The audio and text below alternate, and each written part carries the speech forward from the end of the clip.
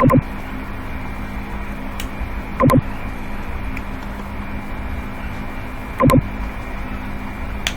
everyone.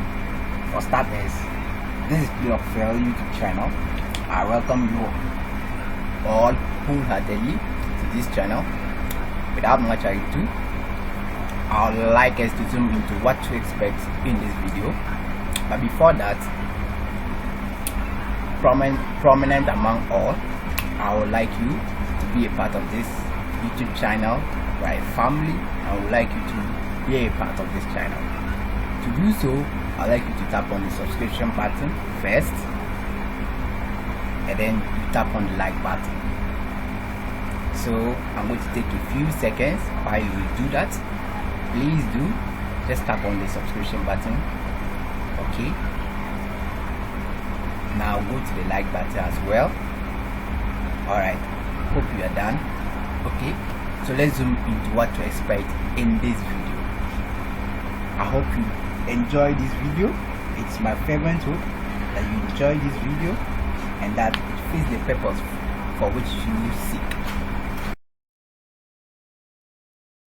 Hey friends, welcome back to the channel. Now, reading is one of the things that I love and that I'm sure you love as well, but life is really hard for us these days here in 2021 because we've got way too many methods of reading books. We've got Kindle, iPad, physical books, God forbid, we've got audiobooks. And so in this video, I'm going to try and answer a question that's been plaguing philosophers since the dawn of time. What is the best way to read books? So for each of these different ways of reading, we're going to be comparing them against one another, and we're going to talk about the cost and affordability, we're going to talk about the convenience, the aesthetics of reading, the ease of note-taking, and the durability of the reading method of choice. And for each one, I'm going to share my personal thoughts on which of these four methods I use in different circumstances in my life. Let's get into it. All right, method number one for reading is the one that's been around since the prehistoric era, and that is the method of physical books. Now, in terms of price, physical books are pretty reasonable. You can get a book for between $5 and $20, and if you go to a secondhand bookstore or a public library, you can get them for cheap or virtually free. Convenience-wise, though, we're going to give books a 1 out of 5. The problem with books compared to devices is that you have to carry a physical book around.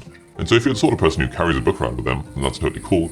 But every time I've tried to carry books with me, it ends up getting like smushed in my bag and I end up never really taking it out. But the place that physical books really shine is in the aesthetics of the reading. Like a lot of the anti-Kindle people say that, oh, there's something nice about reading a physical book. And I would agree. I think in terms of reading aesthetics, physical books are going to get a 5-star rating from me. Because with Kindle, iPad, audiobooks, you just don't get that nice feeling of the book. And, you know, when you're reading a book, you feel, you know what, I'm going to sit down and read a book.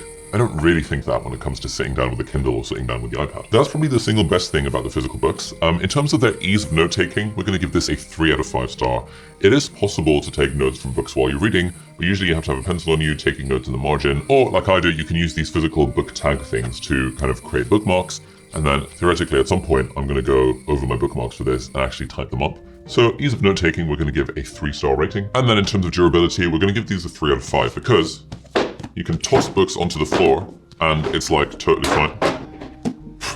But for example, this is a book I had in my backpack and it just got squished amongst everything else, amongst all the tech and devices and things, so this is not very good. And also, if you pour water on books, they don't do particularly well. I remember I used to spill water on my Harry Potter books when I used to sit and read them in the toilet, and they would just end up dying. So durability gets a 3 out of 5. Now overall, physical books are still kind of nice. I do have quite a few physical books around the house.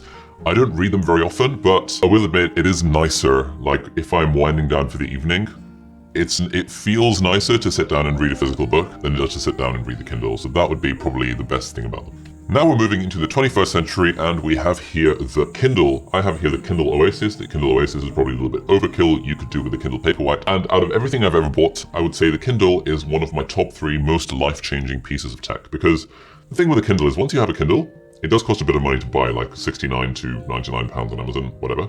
But once you have a Kindle, suddenly the friction to buying and getting and reading new books just gets reduced basically down to 0. Like I've read so many more books over the last 10 years since I've used the Kindle than I would have done if I had to wait for physical books to arrive. Anytime someone recommends me a book, I can literally hop onto Amazon and just buy it immediately on the Kindle store and start reading it there and then. That is the sort of thing you just don't get from a physical book. Let's talk about cost now. So a Kindle, I think, is a pretty high return on investment purchase. £69 for the cheapest Kindle, that's not too bad. I'd basically recommend a Kindle for everyone. Now, Kindle books are not that much cheaper than traditional physical books. These books are probably the same price on Kindle as they are in physical version. But the nice thing about Kindle is that often Amazon does run sales on them. So you can often get books for 99p or less than $1 or even a few cents. And that's pretty good for ebooks. You don't really get that with physical books. So overall, I think if you have a Kindle, you would save more money in the long run than if you bought physical books. But I think the real benefit of getting a Kindle is in terms of the convenience. And we're going to give this a 5-star rating because it's just so convenient. You carry a Kindle around everywhere. Well, I don't personally. I have my Kindle on my bedside, and so whenever I want to read at nighttime, I just get into bed and read on my Kindle. That's ridiculously convenient. If I'm going traveling, I always take the Kindle with me because I know that if I'm on a beach or if I'm chilling in a coffee shop or if I'm in bed, I can always just read whatever I want on the Kindle. The aesthetics of reading, though, are not that great. Like, it's quite a functional utilitarian device. It doesn't feel good to be reading a book on the Kindle, which is why I'm only going to give it a 2 out of 5-star rating for this. But even though the aesthetics of the Kindle are only a 2 out of 5, the ease of note-taking on a Kindle is great because the really great thing about a Kindle is you can highlight anything. And if you can highlight anything, and then you can export your highlights to whatever you want. So I use a service called Readwise, affiliate link in the video description if you want to check it out. I use a service called Readwise, which automatically collates all of my highlights from Kindle and Instapaper for articles and Air Audio for podcasts. And it puts them all together, and then it sends those highlights into Notion and into Roam, which are the 2 note-taking apps that I care about. This is absolutely game-changing. I really wish I had highlighted more books when I was younger, because I used to read them but not really highlight them. But now I just highlight the hell out of all the books that I read whenever I come across something that resonates with me, and I know it's going to end up in my note-taking system if I need to use it at some point in the future. So for ease of note-taking on a Kindle, we're going to give this a 4 out of 5. The reason it's not a 5 out of 5 is because it's actually quite hard to type things. Like, it does have a keyboard on it and a touch screen, but it's like really slow and annoying to actually type stuff out if I wanted to expand on a highlight. So mostly because of the highlighting, we're going to give this a 4 out of 5. And finally, when it comes to durability, not particularly durable. I've dropped a lot of Kindles. I've had them crushed in my bag. They do alright. Let's give it a 3 out of 5. And the Kindle Oasis is waterproof, but it's a little bit overpriced. You probably don't need the Kindle Oasis unless you're like by a poolside or a beach a lot. You don't really care about well, I personally don't really care about the waterproof nature of it. So personal thoughts on the Kindle. Kindle is my absolute favorite way to read. It's not as aesthetic as books, but the convenience and the ease of note-taking and highlighting makes it a winner in my category. And honestly, basically everyone in the world who can afford it, I would recommend a Kindle because I guarantee it will change your life. But let's say you don't want to get a Kindle because you already have an iPad or a tablet or even a phone. You can always use the Kindle app on your iPad or on your phone or on your tablet, and the Kindle app is pretty solid. The Kindle app isn't the one you have to use. You can use iBooks as well, or Apple Books or whatever it's called, and then you can buy ebooks from Amazon or from Apple, and you can read them on your device. Let's start by talking about price. Now, obviously you've got the price of the device, but if you're going to read on your phone, chances are you've got a phone anyway, so the price doesn't really factor into it. And certainly if you have an iPad, you're probably not buying an iPad to read books because that's a weird use case for an iPad. So you probably have an iPad anyway if that's what you're concerned about. And then price-wise, it's exactly the same price as Kindle books because you can just read them on a different device instead. In terms of convenience, we're going to give this a 5 out of 5 as well. Like most of us, well, we always carry our phones around, right? And it's very convenient to be able to read a book on your phone. In fact, I have Kindle on my home screen on my iPhone. And for example, when I was in Japan for 2 months and I was taking the train back and forth into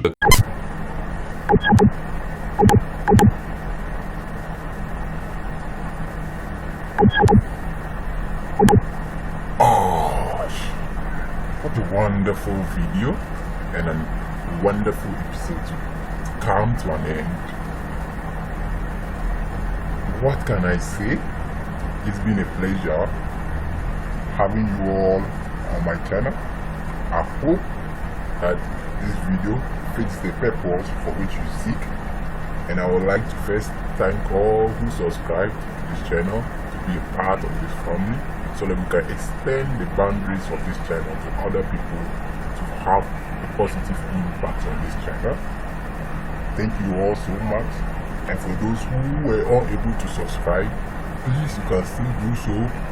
Kindly go to the subscription button and tap on it, and also the like button. Thank you. And also what this does is that when you subscribe, it encourages me, it motivates me to come up with more videos that will tailor your needs. So please just try and do this for me. I'm not asking of any payment or any sort.